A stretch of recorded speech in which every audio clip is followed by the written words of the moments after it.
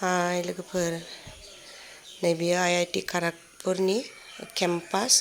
बियो केम्पास सिङावनो बियो क्लास जाग्रा रुम आरो बियो मा होनो बेखौ नालन्दा होनो। बेयावनो एग्जामबो जायो, बेयावनो क्लासबो जायो। बहुद गुवार एरिया।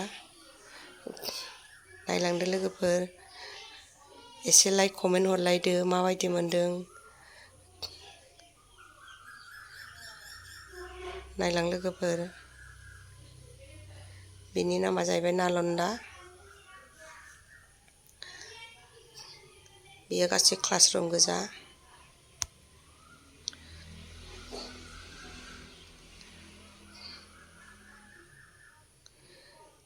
गारिजों केमेरा लानायखायनो मावदोंलै लोगोफोर, ओरैनो मावनाय जादों नै।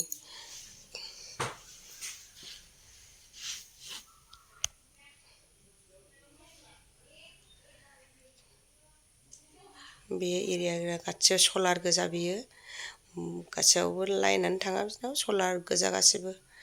बेयावनो मेकानिक्स आरो बेयावनो माखासे माबा दंजोबो, गासिबो बे सलारजोंनो माबाजोबो। बे सलार गोजा, बे सलार गोजा गासिबो।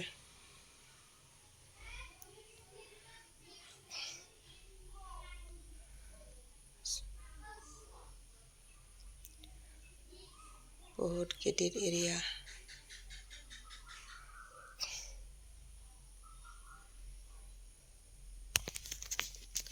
आखाइ मावदों।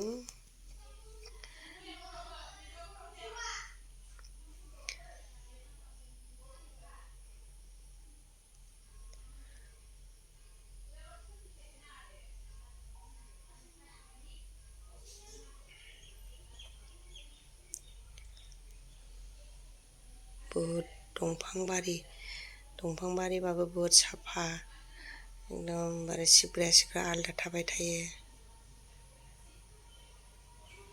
बहुत दंफां बारि सिङावनो।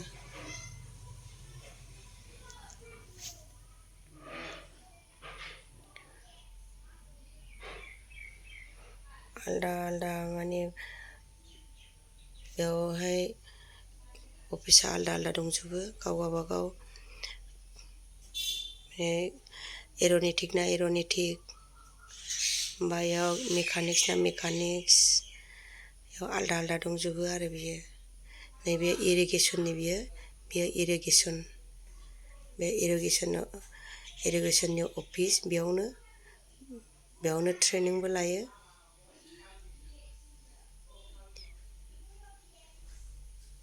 इरिगेसननि गोजा, बे इरिगेसनानो बहुत गुवार जायगाया।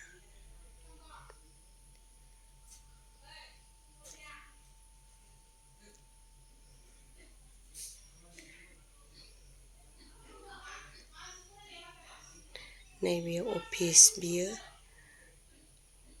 बेयाव सिङावहाय अफिस दंजोबो आलदा।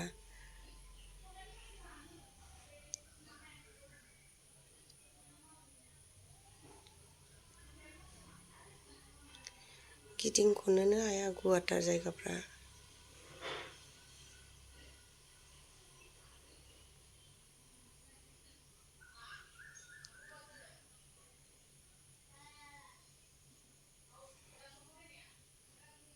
बेयो केमिकेलनि बियो।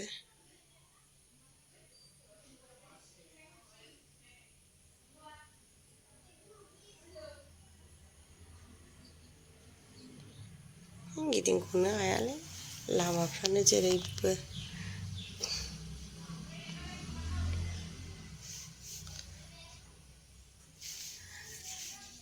आलदा माने गाव गावबागाव प्रजेक्टखौ लानानै गाव गावबागाव बेवहाय माबा जायो। क्लास जाग्राफ्राबो आलदा, गाव गावबागाव डिपार्टमेन्ट, गाव गावबागाव।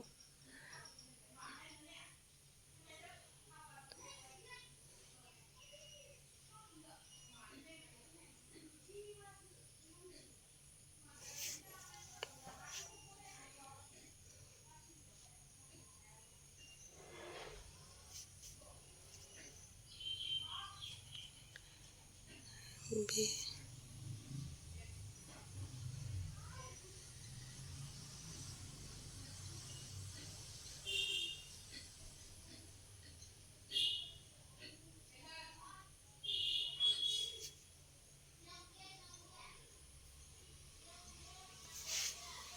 बहुद डिपार्टमेन्ट दङ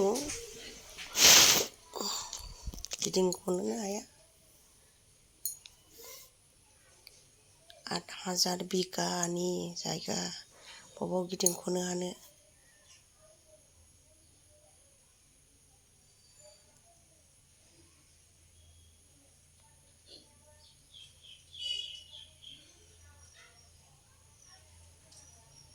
साइकेल दोनग्रा बियो गासिबो साइकेलजोंनो क्लासाव थांजोबनांगौ बेबो साइकेल दोनग्रा गोजा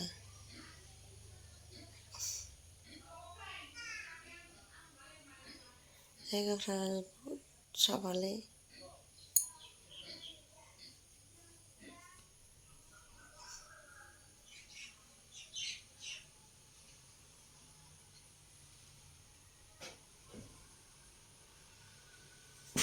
बेयाव साननै सानथामसो नांगोन मोजां गिदिंनानै फट' लानोबा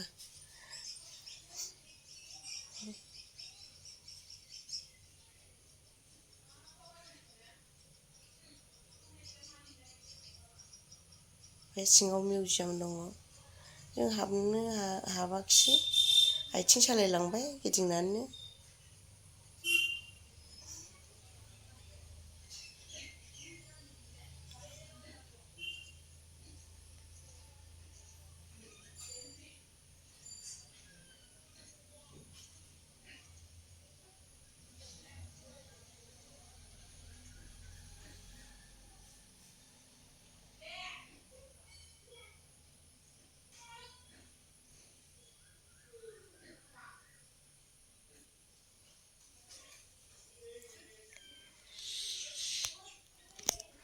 माबायदि मोनदों जायगाखौ कमेन्ट खालामनानै खिथालायदो लोगोफोर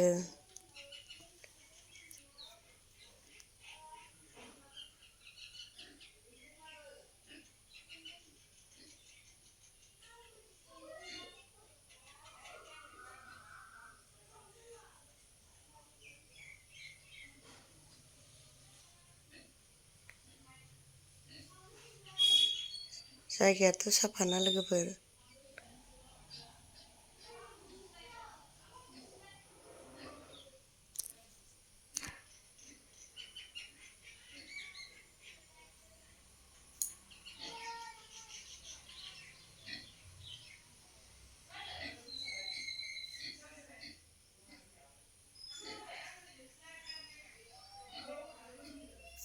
माबेथिं थांजेननो माबेथिं गिदिंजेननो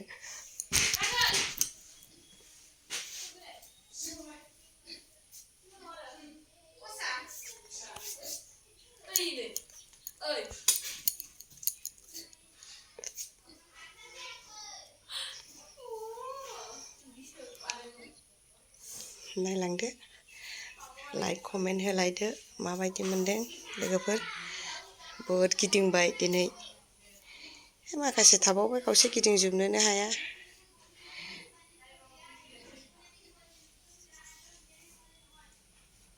कमेन्ट खालामलायदो लोगोफोर